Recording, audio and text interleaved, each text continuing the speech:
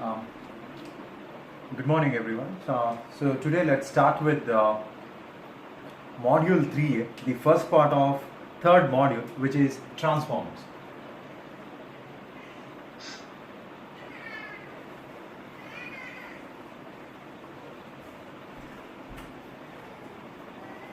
Transformers. All right. Now, in transformers, I will take a brief introduction, okay, before actually considering the contents of transformer. All right. So, a brief introduction. Let's take up.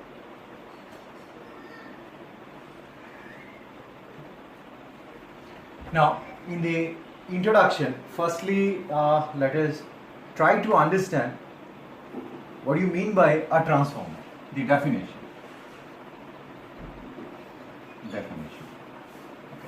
And how different is it from the other electrical machines such as AC generators and DC generators. All right.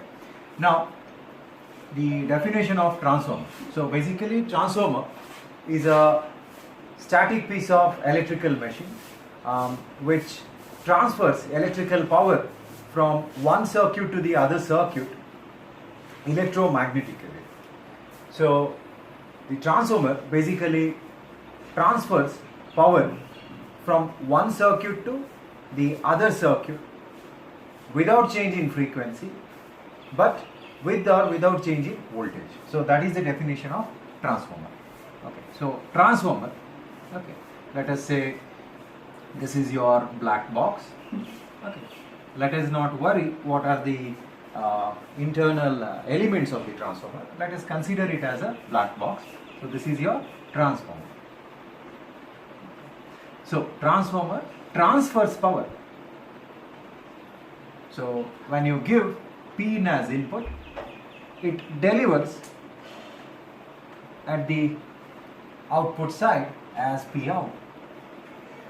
Now when you deliver the power from input terminal to output terminal, the frequency, if let's say the input power is having a frequency, power constituents are say P in is equal to Vi cos phi, right? So what frequency I am referring over here, it refers to the frequency of voltage and current signals. All right.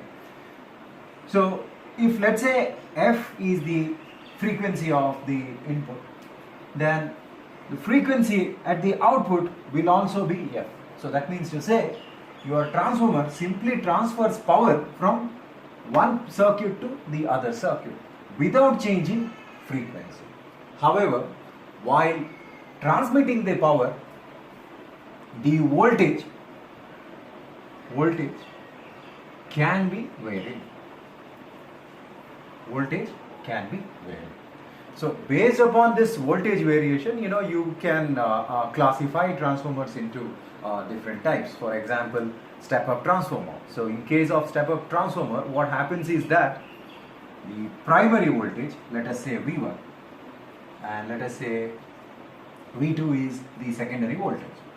So in case of step-up transformer, the secondary voltage V2 is greater than V1.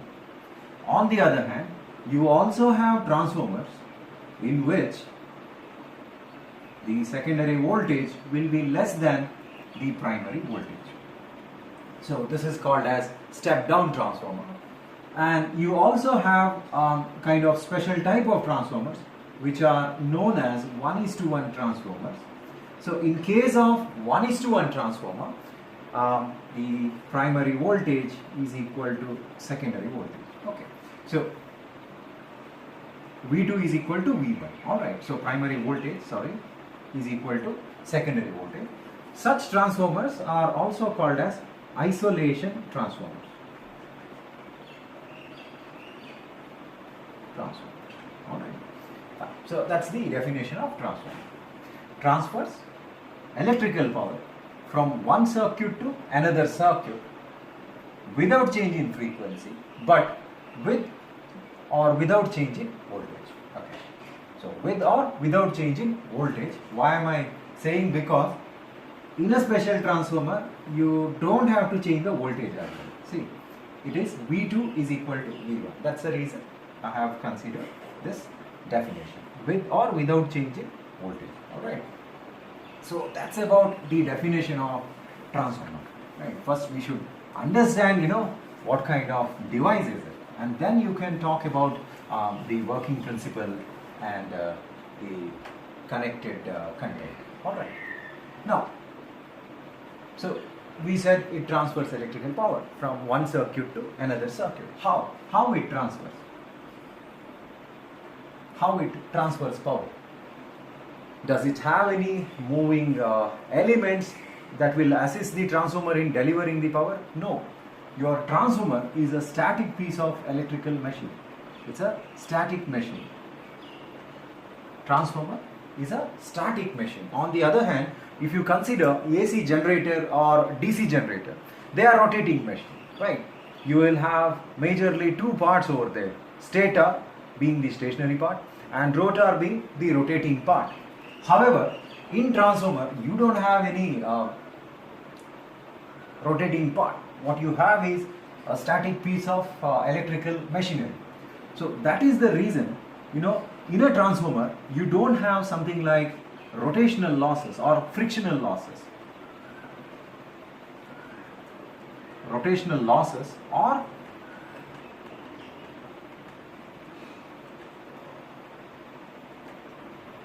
frictional losses. So this is the greatest advantage of transformer. That is the reason a typical transformer which is used in power transmission stage can give an efficiency close to 99%. Okay, there are transformers which can give efficiency close to 99%, and that is possible only due to this. That is, the rotational or frictional losses are absent.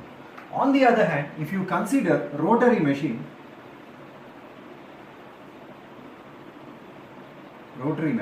generator, motors, etc., they give conversion efficiency at the maximum about 82%. The normally used machines, they can give about 82% of efficiency. So that's the reason, since transformer is exhibiting very high efficiency, it is very popular in electrical power system. Okay. Excuse me, sir. Yeah, tell me. So it is not recording. It's okay. What I'm doing, right? I am using my one more device, and in that device I am recording. So I will provide the record. Okay. Yeah. Offline I am recording using my another phone.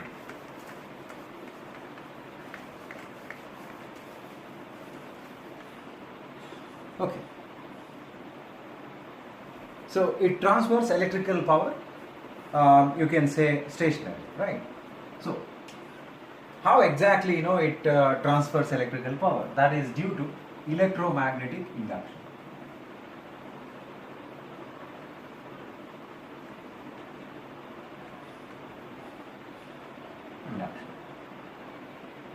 Just now I had posed a question, right? How it transfers electrical power.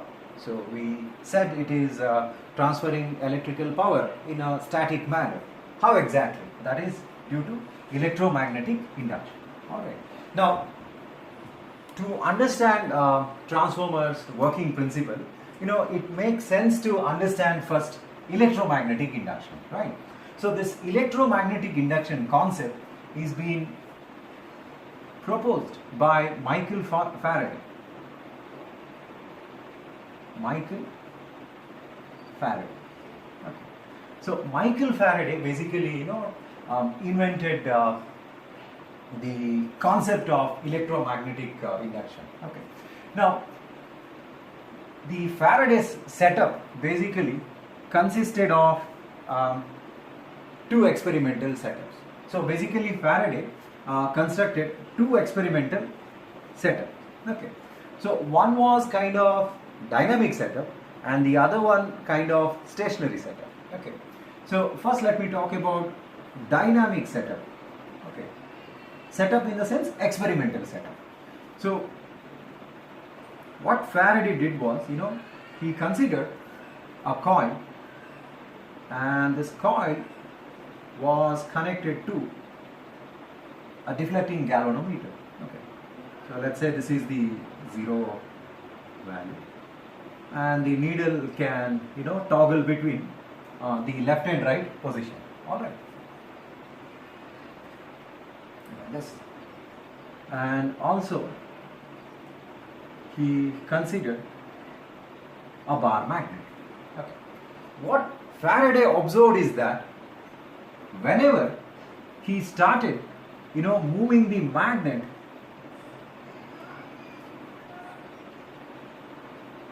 towards the coil. Okay, the coil is having, let's say, L inductance, and say number of turns are N.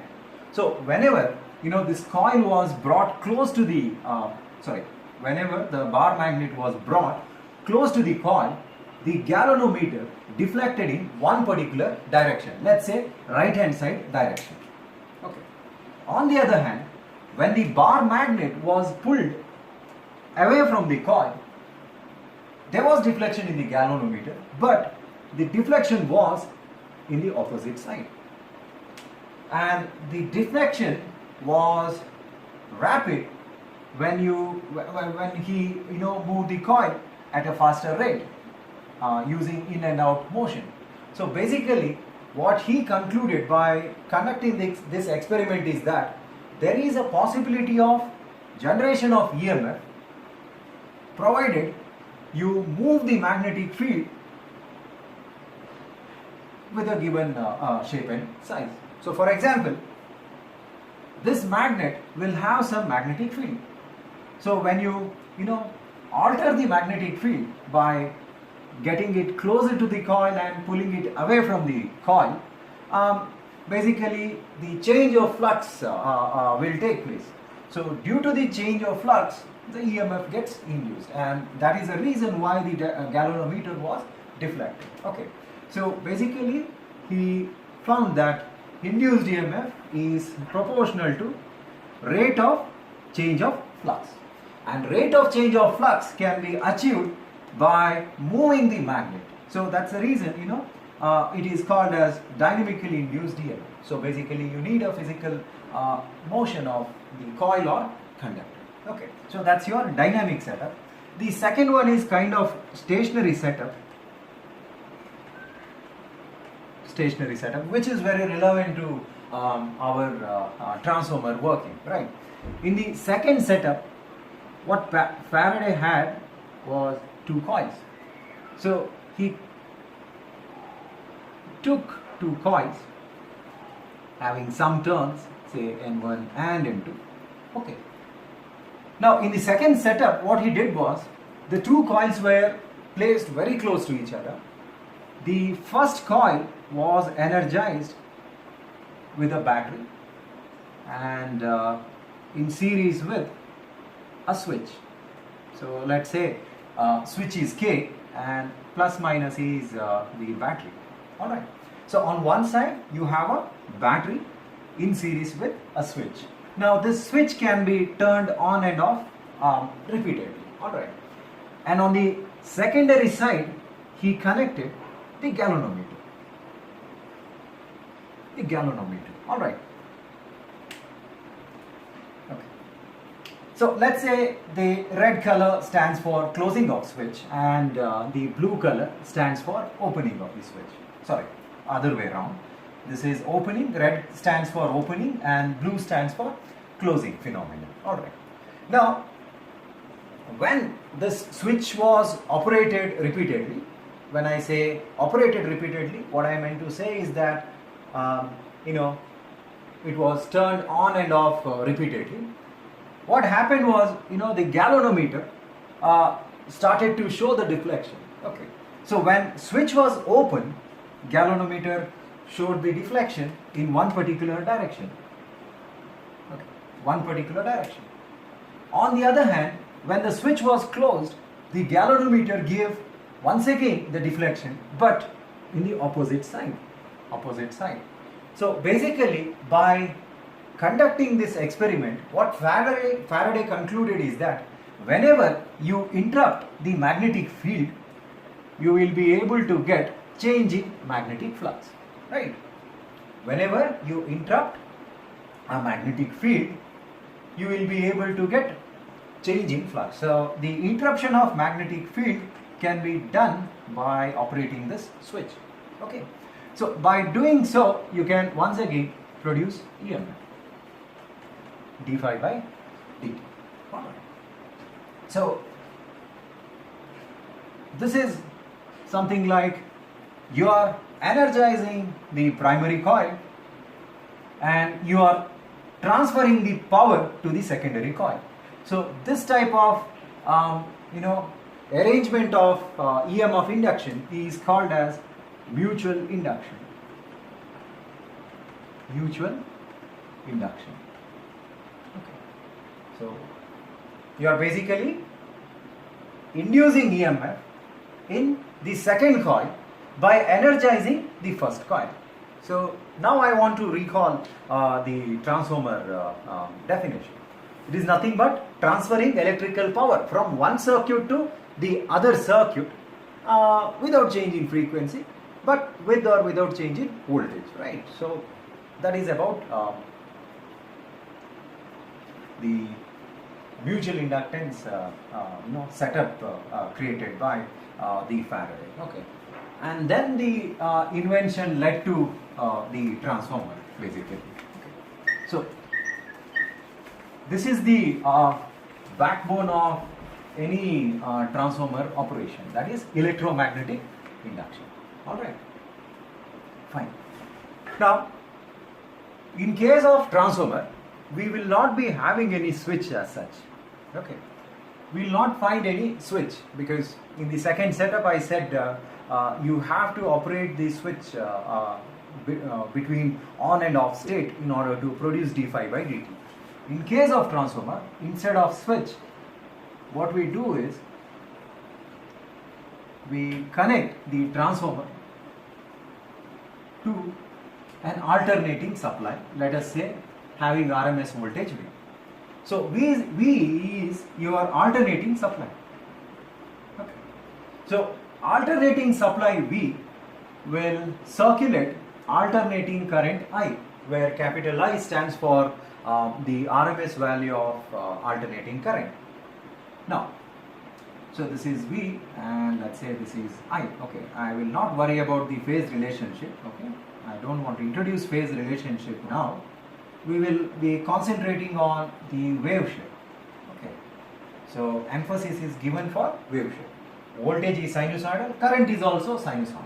So due to this sinusoidal current, the flux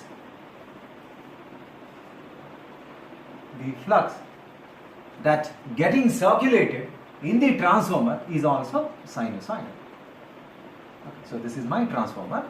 So due to the circulation of alternating current, the flux which is getting circulated in the transformer core or in the transformer part is also sinusoidal. So sinusoidal flux, right? So that means to say the sinusoidal flux will have natural variation of flux value with respect to time. So you get a natural variation of flux with respect to time, that is d phi by dt. So this is the nature of sine, right? That d phi by dt being the rate of change of flux with respect to time. Hence, you will be able to produce EMF, let's say V2 in the secondary side, and that is due to the variation of flux d phi by dt. So this is the gross understanding of transformer operation. The detailed explanation I'll give you sometime later. Okay, so this is the gross understanding. Energize the first circuit with sinusoidal voltage. Sinusoidal voltage will circulate sinusoidal current. Sinusoidal current will give rise to sinusoidally varying magnetic flux phi. So flux is varying with respect to time, hence you can get d phi by dt. So to produce EMF, what we need is rate of change of flux. and you have obtained the rate of change of flux. Hence, you will be able to induce EMF. All right. So this is the gross, working principle of transformer, that is electromagnetic induction. Okay. The detailed explanation, let me take some time later. Okay. Fine. So we understood that when you energize a transformer with an AC supply, you will be able to transfer energy from one part to the other part. All right. Now, what happens when you connect a DC? Right? What happens when you connect DC to the transformer? Okay. Now, for this, let me just draw the equivalent circuit. Okay. The transformer, it is consisting of windings, right? So this is your first coil of the transformer, N1, and you will have the second coil. Let's say the second coil turns on N2. When you say coil, coil is nothing but RL circuit, right? Series RL circuit. So this coil will have a very low resistance value and very high inductance value. So the resistance of primary coil, so let us call N1 as primary coil or winding, one and the same. On the other hand, let's call N2 as secondary coil or winding. Okay. Fine. So coil is nothing but RL circuit. That's the reason we have drawn our resistance R1, because it is referred to primary, and inductance, let's say inductance reactance, let's say XL1. Similarly, you can have the coil resistance R2 and say for example XL2 in the secondary. Okay. Now, in case of transformer, the resistance is very, very low. That's because these windings are made up of high grade copper. So it is made up of high grade copper. Okay. Why high grade copper? Because you need to minimize the I square R losses or the heat losses. So high grade copper is used. That's the reason R, that is primary resistance or secondary resistance, is very low. Is very low. Alright. Right. So this is the important observation in a transformer. Okay. Now, I was heading towards this. What will happen if you connect a DC power supply? Let's say plus minus some VDC you are connecting. What will happen? When you connect DC power supply, what happens is that the frequency of DC power supply is 0 Hertz. Correct? Frequency of DC power supply is 0 Hertz. So due to which the reactance XL, I will not write XL1 or XL2, I'll just write it as XL. So XL is given as 2 pi FL, right? So inductive reactance depends on the operating frequency. Since operating frequency is 0 Hertz, so inductive reactance offered by the winding to the flow of DC current is 0 ohms. What do you mean by 0 ohm? 0 ohm is nothing but analogous to a short circuit condition. So for DC power supply, what happens is that the inductive element can be replaced with short circuit equivalence. So you are left with only resistance, and resistance is very, very small. So therefore, the primary current drawn by the transformer can be given as, VDC divided by R. So let's say VDC is somewhere about, say, 220 volt DC you are connected, and resistance of the transformer is very low, let's say about, say, 2 ohms. So how much current it is going to draw? It is going to draw about, say, 110 amperes.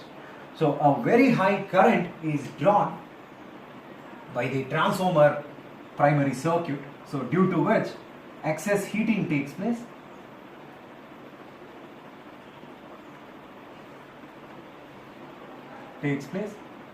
okay, reason is heat can be regarded as I square R into, time comes into picture, right? Because it's a loss. So I square R loss will be very, very high. That's because you are taking square of current. So 210 square into the resistance. You can imagine how much, the heat gets generated in the transformer winding. Now, due to this excess heat, windings will get burned. So what you can see as an end result is that burnt winding. Your coils will be damaged, and the fire may catch up also. Okay, so due to the excess heating. Okay, so you will be ending up in damaging the winding permanently. All right, so that's the reason you cannot connect a DC power supply to a transformer. All right. So only AC can be connected. That is the sole reason why we still use AC in our day-to-day life.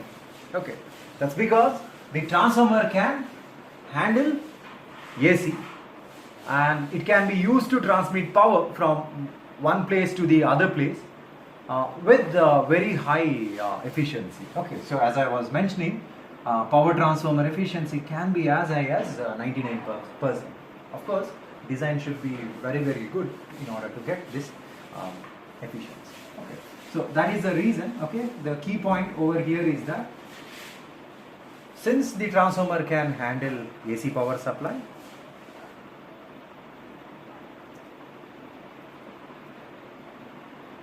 it is used, since the transformer can handle AC power supply, it is widely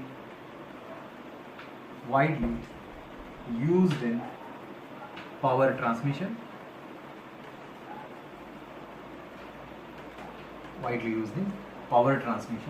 as well as in power distribution stages. Okay. So this is the takeaway from this particular lesson. Okay. So we concluded the topic by stating that the transformers are widely used in power transmission as well as power distribution stage. Okay. Then you can take some application.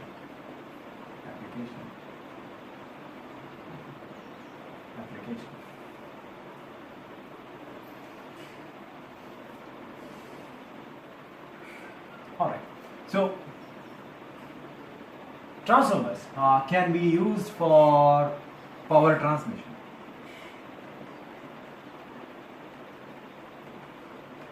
Okay. Let me explain you in a very simple manner. Okay. Let's say you have generating station. So generating station is nothing but the place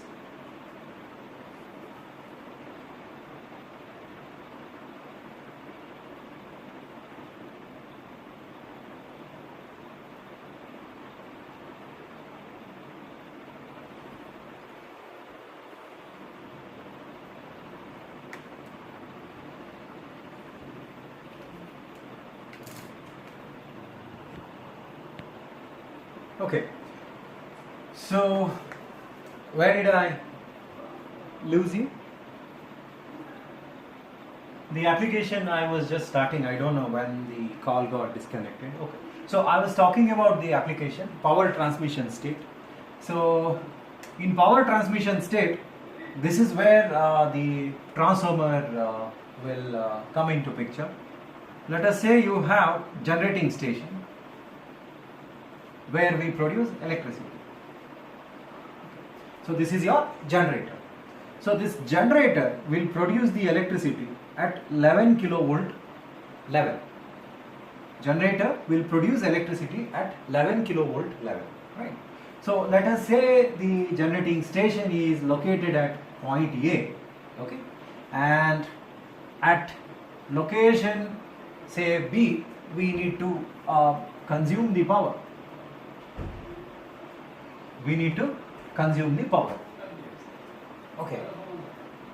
And the distance between point A and point B is very large. Let's say, for example, something like say 500 kilometers. Okay, 500 kilometers. Okay. Something like from Bangalore to let's say the neighboring state. Okay. Now, this power needs to be delivered to location B, which is separated by a distance of 500 kilometers. Now, can you connect or direct, let's say, wire from this generating station to, say, point B? We don't do it. That's because there are two reasons. First reason is at 11 kilovolt level, if you transmit power, there will be more I square losses. There will be more I square R losses, due to which transmission efficiency reduces. Okay. That is the first reason why we don't deliver the power which is generated at 11 kV directly to the consumer. Okay. So we don't deliver at 11 kV level. That is the first point. Second point is that something like this. It's a general knowledge, right? What is the distance? 500 kilometers. And if any, if the line gets cut, what will happen? To repair the line, you have to locate the fault location, and locating the fault location becomes very, very difficult because the distance is 500 kilometers. So even the maintenance becomes pretty challenging if you use a single conductor from point A to point B. So that's the reason, for maintenance purpose, it is not advisable to use a single conductor. Okay. Now you may argue, instead of single conductor, you can use transmission towers in between, right? So let us say distance is 500 kilometers, and let's say we use 400 kilometers. I mean 4 transmission towers. Okay, say transmission tower 1, transmission tower 2, say 3 and 4. Okay. Now these are the transmission towers.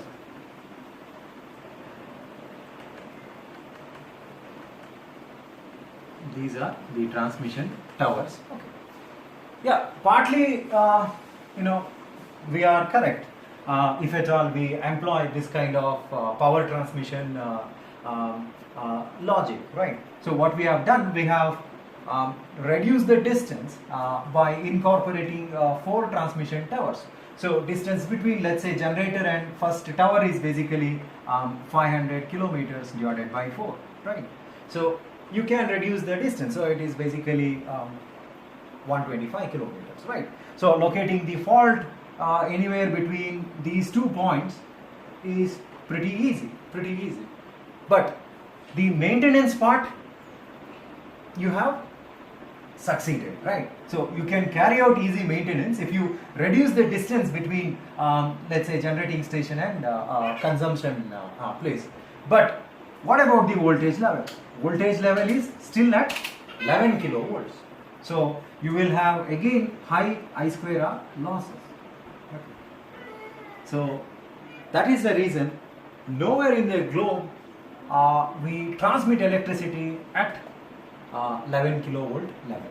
Instead, what we do is we step up the voltage to a very high value. So to step up, you need a transformer. So that's the application of transformer in transmission of power stage. So transformer. So primary, this is your primary winding of the transformer, and this is your secondary winding of the transformer. The rating of primary winding is 11 kilovolt because it is directly connected to the alternator. On the other hand, the rating of secondary winding is, it can be 440 kilovolt, 220 kilovolt, 132 kilovolt, different transmission levels we have. Now, by increasing the voltage to a higher value, what you can achieve is, firstly you can reduce the conductor size.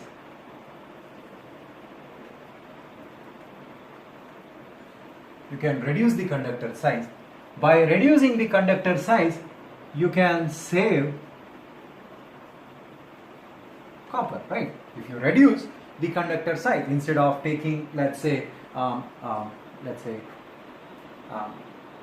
conductor having, say, some diameter d1, if you can reduce the diameter of the conductor by, let's say, 50%, you can reduce 50% of the copper, right? So copper is pretty expensive, and you can reduce the conductor size, due to which you can also reduce the cost involved in power transmission. Okay, so you can basically save the revenue. And second point is that, owing to reduced conductor size, the current, the transmitting current is less, becomes less. So that is one of the advantage of operating at a higher voltage level. By operating at higher voltage level, you can basically reduce the current. So by reducing the current, you can minimize I square R loss. And if you can minimize I square R loss, you will be able to increase the transmission efficiency. Okay.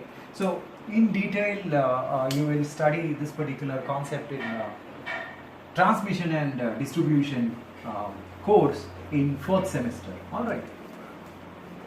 So you can say that a transformers can be used in power transmission state to increase the voltage level. By increasing the voltage level, you can reduce the conductor size, you can achieve revenue, or the cost of investment or capital investment, and also you can reduce the copper loss, and by doing so you will be able to increase the transmission efficiency. Okay. The second application is at distribution side. Distribution side. So transmission side we have seen. So power is generated at three-phase level, then it is stepped up to a very high voltage level in a three-phase way, and at the distribution side, you need to distribute the electricity to different consumers, right? You need to distribute the electricity to different consumers. Consumers may be commercial consumers. Okay. When I say commercial, it could be industry or hospitals, etc. You name of it. And you also have domestic consumers, that is domestic consumers. So domestic consumers are nothing but household appliances, right? Now, to distribute the electricity, these commercial consumers normally they require electricity at 440 volts level or somewhere about 400 volts level, and they want it in three-phase manner. So commercial application requires electricity to be there in 400 volt level and in three-phase level, right? On the other hand, in domestic application, the requirement is single-phase electricity at 230 volt level. Okay. So how do we distribute these two voltage levels? To distribute these two voltage levels, you can once again go for a transformer.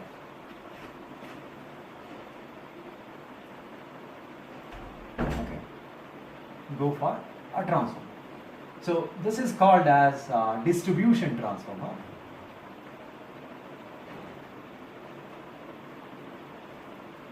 Distribution transformer.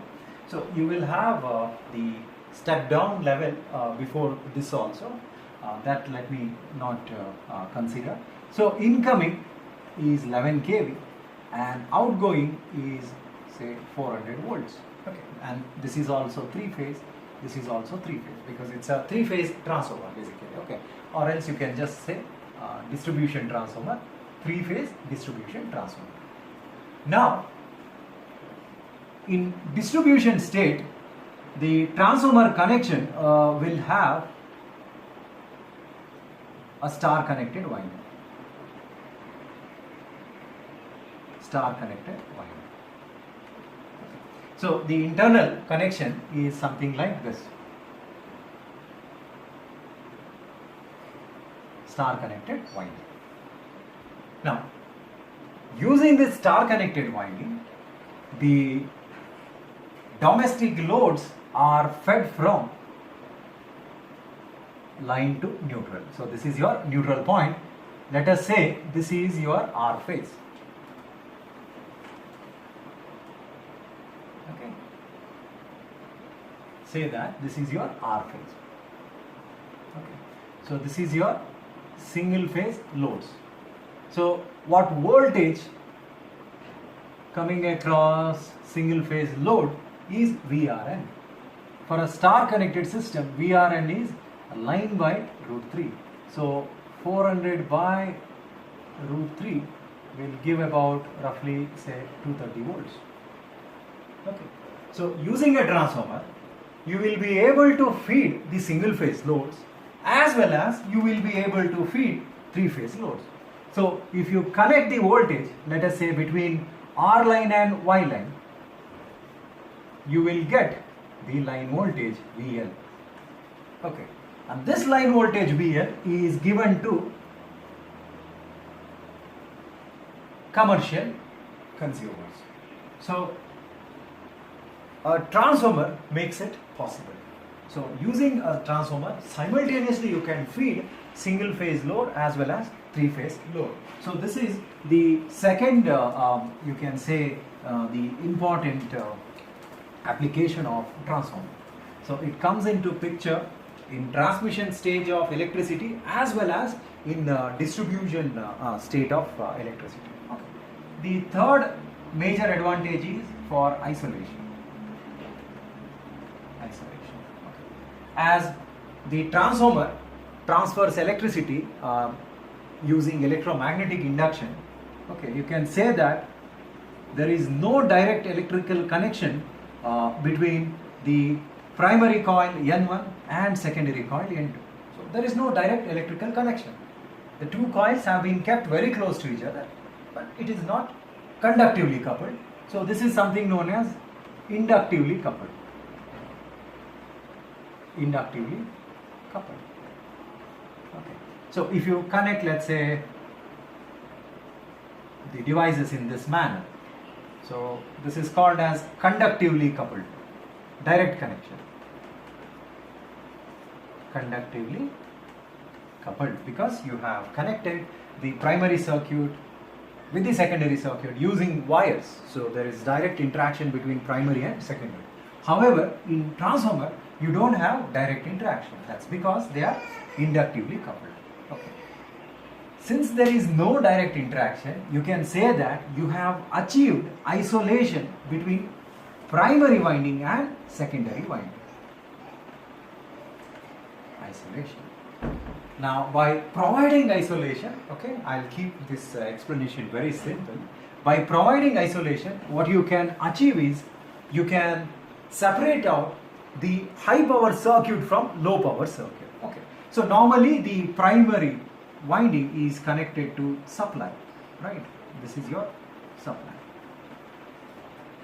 which is let us say operating at 230 volts level. Okay. And on the secondary side, let's say you have some load, or load can be any appliance also, appliance which is operating at say 5 volt level. Okay. Since there is isolation, what happens is that if something happens to the primary side, you can say that the secondary side is protected. That's because there is no direct interaction between secondary and primary. So that is known as isolation. So that's the reason, you know, it is normally used as an isolation transformer, provided you take N1 is equal to N2. So by choosing equal turns ratio, that is N1 is equal to N2, you can provide isolation. So it will not either increase the voltage or decrease the voltage. No, it won't do. Instead, it simply isolates the secondary elements from the primary element. So this is the third advantage. Okay. So just to recap the applications. First application is in transmission stage. So in transmission stage, using transformer, you can increase the voltage level. By increasing the voltage level, you can reduce the conductor size, you can reduce the investment cost, power transmission investment cost, and also you can reduce I square R losses, due to which you can increase the transmission efficiency. So that's your first application. Second application is at the distribution stage. With the help of a star connected transformer, we understood that in distribution stage, using a transformer, you can simultaneously feed single phase loads as well as three phase loads. So that's the second advantage. And the third advantage is by making use of a 1:1 transformer, which is also called as isolation transformer, you will be able to provide isolation between high power circuit and low power circuit. Okay, so that is the reason the